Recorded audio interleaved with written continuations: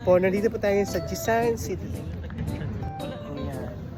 So dito po yan sa may Heritage Village. Meron silang pag ganito. So yan po, kasama ko po yung mga friends natin from Jisan area.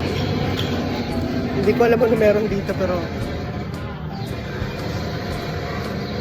dito pa nga lang mga ka-Jols, talagang kinakabahan na ako. Hindi ko kasi alam kung ano meron dito kasi sumakay lang ako kasi lilibre daw ako ni Sir Iman.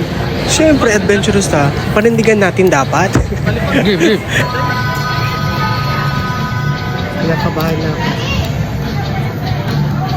Ate, mag-hi ka muna. Start na. Sige. Ano ba yung dito?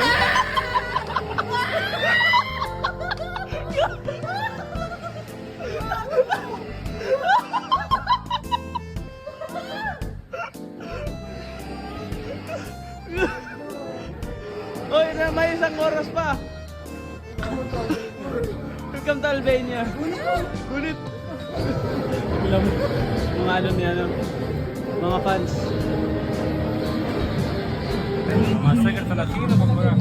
Hi guys, so I'm here at Jisan Heritage.